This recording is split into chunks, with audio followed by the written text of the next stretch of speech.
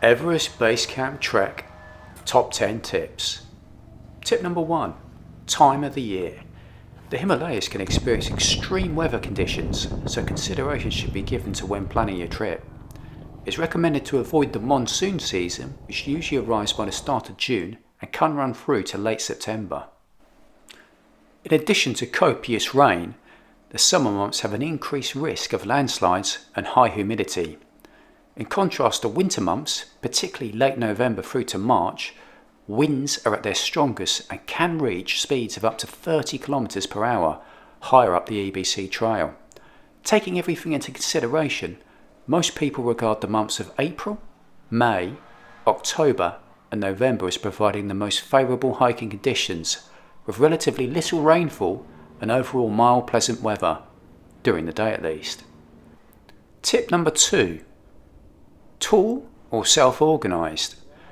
The Nepal Tourism Board have decided from the 1st of April 2023 that all trekkers must have a trekking guide with them. No, this is not an April Fool's joke, this is for real, and the official reason is to improve trekkers' safety. There have historically been reports of independent people going missing on the mountain.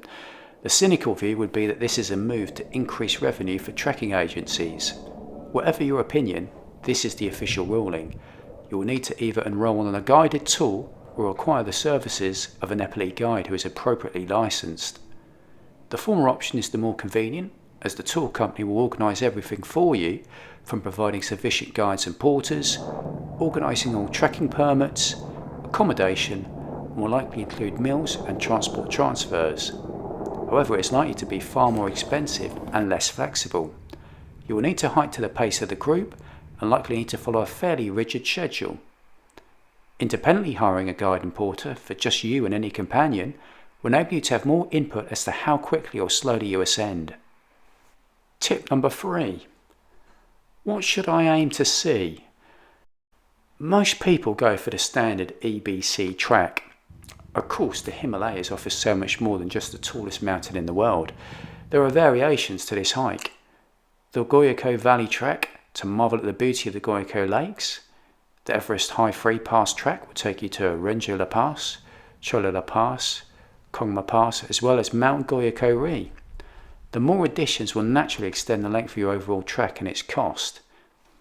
For me personally, if you're quite new to high altitude hiking, I believe the standard Everest Base Camp Trek will be sufficient for your needs. If on the other hand you're quite an experienced hiker and you're quite happy to push yourself both physically as well as financially, then maybe go for one of the longer iterations of the hike. Point 4. How many days should you go for? Tour companies commonly advertise an Everest Base Camp Trek being anything from 10 days all the way up to 15 days. First thing to bear in mind is that this total usually includes arrival into Nepal as day 1 and the transfer back from Lukla to Kathmandu on the final day, so the duration of the actual trek is often 2 days shorter than the advertised package length. You'll need to consider your hiking experience, particularly any at high altitude. Have you suffered from altitude sickness before? If so, you probably want to consider a slower pace.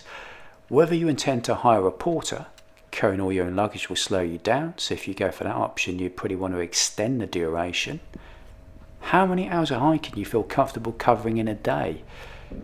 If you want to reduce the daily hiking load, then that would point to a longer duration. Longer tours tend to include more acclimatization days. These are days where you spend the night at the same elevation as the night before, but have a short day hike to experience the thinner air at higher elevation. Some studies suggest this can help an individual to get used to the higher elevation and theoretically reduce the chance of incurring altitude sickness symptoms. So there are many things to consider here. Point 5. Clothes and equipment. What should you bring? You stay in accommodation known as tea houses along the way. These are mountain huts, but it's important to note that there is no central heating and the room windows are single panel. Expect the temperature to drop dramatically as the sun sets and you head into the night. Whilst a bed with a mattress and blanket is provided, this will not be sufficient. You will need a full season rated sleeping bag, either bring your own or rent one. I wore my thermals and down jacket in the sleeping bag and on some nights was still cold. Whether you hire a porter or not, lightweight, breathable and compressible clothing is recommended. During the day, it is recommended to layer. Start with a base layer, then a thermal, then a down jacket with a Gore-Tex windproof outer shell, and you can remove the layers as appropriate during the hike. Sunglasses and sunscreen are a must. The higher up the mountain, the impact of the sun is magnified. Hiking poles are recommended, particularly for any prolonged descent, to take the stress off the knees and to aid balance. Other recommended items to keep you warm would include a wind buff, beanie hat, waterproof and windproof gloves. Also, occasionally the tea houses may have a power cut, so I'd recommend taking a headlamp with spare batteries. Consideration number 6, medicine. In particular, there's 2 areas to consider: water purification and altitude sickness. Firstly, in terms of the water, you'll want to undertake the hike in your best physical state. So with that in mind, one of the last things you want to experience is a stomach upset. In terms of the water, there are 3 advisable options. Firstly, you can drink the available tap water using a water filter. Secondly, drink the available tap water once it's been treated with water purification tablets. And thirdly, buy filtered water along the way. Near the start of your hike, 1 litre of filtered water will set you back around 100 Nepalese rupees. Higher up the trail, expect that price to go up to 400 for 1 bottle. I purchased water purification tablets. Each tablet treats 1 litre of water and is safe to drink after waiting 30 minutes. Whilst this option will work out cheaper in the long run, some people prefer the convenience of simply buying filtered water along the way. One of the main reasons for people failing to complete the hike is the effects of altitude sickness. It is likely you experience some symptoms of altitude sickness during the trek. One of the most popular ways to combat this is a medication known as Diamox. Whilst there are studies supporting the effectiveness of Diamox, there are also potential side effects, the most common being requiring the toilet more often due to it being a diuretic, and also a slight tingling sensation in your fingers. I decided the pros outweighed the cons, and so opted to take the medication, but as with any medication, you should consult your doctor first for advice. The 7th thing to consider is hydration. A rule of thumb is to drink 3 litres minimum per day. Once you reach 5,000 metres altitude, many say you should aim for 4 litres per day. It's key to remember this since you may not always feel thirsty, particularly early in the morning and in the evening when the weather will likely be cold. In addition, since you'll be sweating during the day, it is advisable to ensure you're consuming enough electrolytes. Electrolytes balance the amount of water in your body, balance your body's pH level, and move nutrients into your cells. I found the simplest way to do this was to add a rehydration vitamin tablet to my water once a day.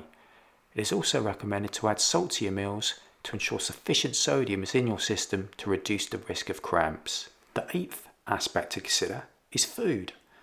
On a multi-day hike, it is important to ensure you're consuming sufficient calories to feed your body. You are likely to burn around 2,000 calories on an average day on the trail, and this expenditure will be in addition to your resting metabolic rate, which is likely to be elevated due to the increased altitude. All in all, this means you will need to be eating substantially. The meals served in the tea houses tend to vary from frugal to moderate in terms of portion size, with one notable exception. This exception being the EBC staple of dal bhat. Dal bhat is a traditional Nepalese dish which consists of a lentil dal soup, boiled rice, papadum, and a type of curry, the most common being a vegetable curry. Complimentary refills are widely available at the tea houses, so this can work out to be a cost-effective option. It is advisable though to bring extra snacks with you. There are shops along the trail, but these are fairly expensive, so it could be an idea to stock up on provisions upon your arrival into Kathmandu. The best options are calorie-dense items, such as chocolate, nuts, and dried fruit. Furthermore, many advocate the no meat after Namche mantra on the trail. The meat and other food goods in the higher altitude tea houses are transported mainly by yaks from Lukla and Namche without refrigeration. Given this, many hikers abstain from meat and dairy beyond Namche Bazaar, with some cautious hikers opting to go vegetarian or vegan for the entire trek. Consideration number 9 is hygiene. Hand sanitizer, wet wipes and toilet paper are a must. Here's a word of warning. There is no toilet paper provided in any of the tea houses. As with most items, toilet paper is sold on the trail, but at a premium, so you might want to consider bringing a roll with you from Kathmandu. There will be the occasional instances where there's no running water in the bathroom sink, so it's imperative to have hand sanitizer and or wet wipes to hand. In terms of showering, you have 4 options on the trail.